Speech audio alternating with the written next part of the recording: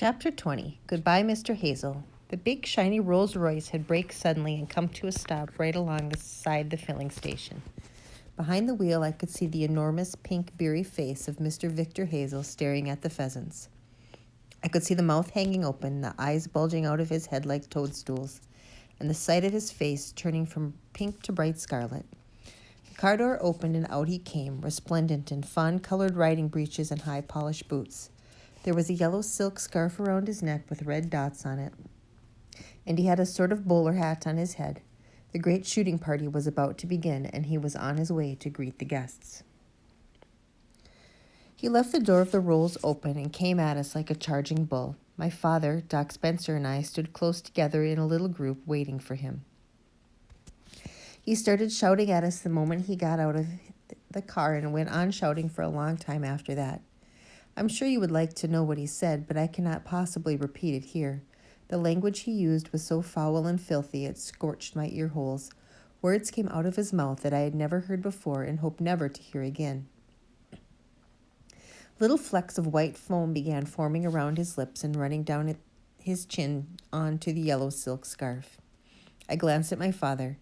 He was standing very still and very calm, waiting for the shouting to finish.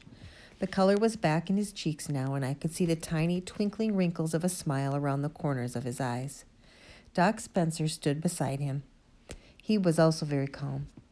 He was looking at Mr. Hazel as one would look at a slug on a leaf of lettuce in the salad. I myself did not feel quite so calm. "But they are not your pheasants," my father said at last. "They're mine." "Don't lie to me, man," yelled Mr. Hazel. "I'm the only person around here who has pheasants." "They are on my land," my father said. "They flew onto my land, and so as long as they stay on my land, they belong to me. Don't you know the rules, you bloated old blue-faced baboon?" Doc Spencer started to giggle. Mr. Hazel's skin turned from scarlet to purple. His eyes and his cheeks were bulging, so much with rage it looked as though someone was blowing up his face with a pump. He glared at my father. Then he glared around at the dopey pheasants swarming all over the filling station. "What's the matter with him?" he shouted. "What have you done to him?" At this point, pedaling grandly toward us on his black bicycle, came the arm of the law in the shape of Sergeant Enoch Samways, resplendent in his blue uniform and shiny silver buttons. It was always a mystery to me how Sergeant Samways could sniff out trouble wherever it was. Let there be a few boys fighting on the sidewalk or two motorists arguing over a dented fender, and you could bet your life the village policeman would be there within minutes. We all saw him coming now, and a little hush fell upon the entire company. I imagine the same sort of thing happens when a king or a president enters a room full of chattering people. They all stop talking and stand very still as a mark of respect for a powerful and important person. Sergeant Samways dismounted from his bicycle and threaded his way carefully through the mass of pheasants squatting on the ground. The face behind the big black mustache showed no surprise, no anger, no emotion of any kind. It was calm and neutral, as the face of the law should always be. For a full half-minute, he allowed his eyes to travel slowly around the filling station, gazing at the mass of pheasants squatting all over the place. The rest of us, including even Mr. Hazel, waited in silence for judgment to be pronounced. "Well, well, well," said Sergeant Samways at last, puffing out his chest and addressing nobody in particular. "What may I ask is happening around here?" Sergeant Samways had a funny way of sometimes putting a letter H in front of words that shouldn't have an H there at all. And as though to balance things out, he would take away the H from words that should have begun with that letter. "I'll tell you what's happening around here," shouted Mr. Hazel, advancing upon the policeman. "These are my pheasants, and this rogue," pointing at my father, "has enticed them out of my woods onto his filthy little filling station." "Henticed," said Sergeant Samways, looking first at Mr. Hazel, then at us. "Henticed them, did you say?" "Of course he enticed them." "Well, now," said the sergeant, propping his bicycle carefully against one of our pumps, "this is very hinteresting accusation, very hinteresting, indeed, because I hain't never heard of nobody henticing a pheasant across 6 miles of field and open countryside. How do you think this henticing was performed, Mr. Hazel, if I may ask?" Don't ask me how he did it, because I don't know, shouted Mr. Hazel. But he's done it all right. The proof is all around you. All my finest birds are sitting here in this dirty little filling station when they ought to be up in my own wood getting ready for the shoot. The woods poured out of Mr. Hazel's mouth like hot lava from an erupting volcano. Am I correct, said Sergeant Samways. Am I absolutely accurate in thinking that today is the day of your great shooting party, Mr. Hazel? That's the whole point, cried Mr. Hazel, stabbing his forefinger into the sergeant's chest, as though he were punching a typewriter or an adding machine. If I don't get these birds back on my land quick sharp, some very important people are going to be extremely angry this morning. And one of my guests, I'll have you know, Sergeant, is none other than your own boss, the Lord Chief Constable of the county. So you had better do something about it fast, hadn't you, unless you want to lose those sergeant stripes of yours. Sergeant Samways did not like people poking their fingers in his chest, least of all Mr. Hazel, and he showed it by twitching his upper lip so violently that his mustache came alive and jumped about like some small, bristly animal. Now, just 1 minute, he said to Mr. Hazel. Just 1 minute, please. Am I to understand that you are accusing this gentleman of committing this act? Of course I am, cried Mr. Hazel. I know he did it. And do you have any evidence to support this accusation? That evidence is all around you, shouted Mr. Hazel. Are you blind or something?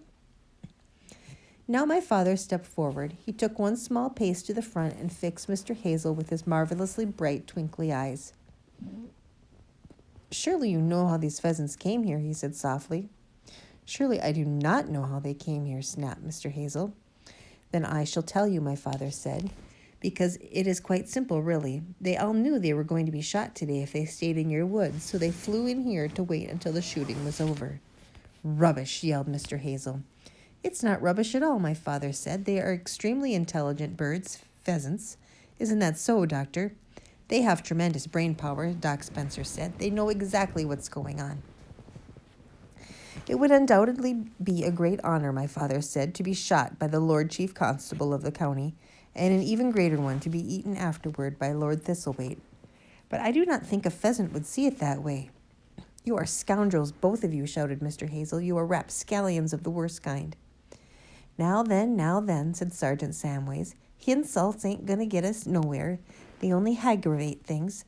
Therefore, gentlemen, I have a suggestion to put before you. I suggest that we all of us make a big effort to drive these birds back over the road onto Mr. Hazel's land. How does that strike you, Mr. Hazel? It'll be a step in the right direction, Mr. Hazel said. Get on with it, then. How about you, Willem? The sergeant said to my father. Are you agreeable to this action? I think it's a fine idea, my father said, giving Sergeant Samways one of his funny looks. It'll be very good to help. So will Danny. I'll be very good to help. So will Danny. What's he up to now, I wondered, because whenever my father gave somebody one of his funny looks, it meant something funny was going to happen. And Sergeant Samways, I noticed, also had quite a sparkle in his usually stern eyes. Come on, my lads, he cried. Let's push these lazy birds over the road. And with that he began striding around the filling station, waving his arms at the pheasants and shouting, Shoo, shoo, off you go. Beat it. Get out of here. My father and I joined him in this rather absurd exercise, and for the second time that morning, clouds of pheasants rose up into the air, clapping their enormous wings. It was then I realized that in order to fly across the road, the birds would first have to fly over Mr. Hazel's mighty Rolls Royce, which lay right in their path with its one door still open. Most of the pheasants were too dopey to manage this, so down they came again, smack on top of the great silver automobile. They were all over the roof and the hood, sliding and slithering and trying to keep a grip on that beautifully polished surface. I could hear their sharp claws scraping onto the paintwork as they struggled to hang on, and already they were depositing their filthy droppings all over the roof. Get them off, screamed Mr. Hazel. Get them away. Don't you worry, Mr. Hazel, sir, Sergeant Samways cried out. We'll fix 'em for you. Come on, boys. Easy does it. Shoo 'em right over the road. Not in my car, you idiot, Mr. Hazel bellowed, jumping up and down. Send them the other way. We will, sir, we will, answered Sergeant Samways.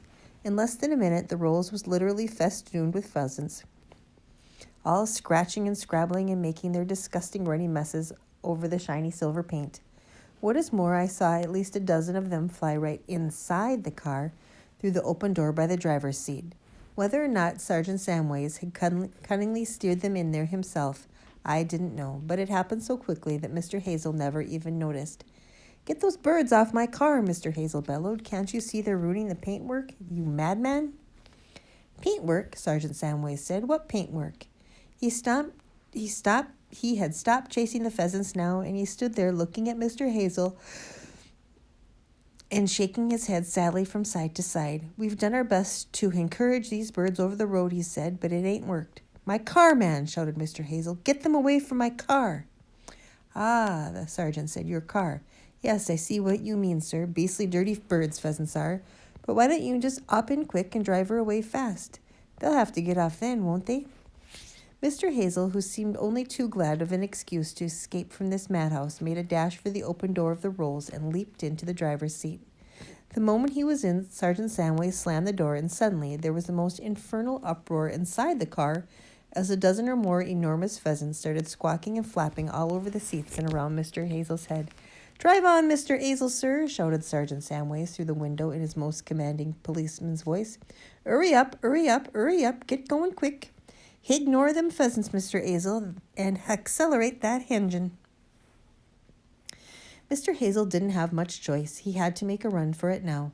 He started the motor, and the great Rolls shot off down the road with clouds of pheasants rising up from it in all directions. Then an extraordinary thing happened.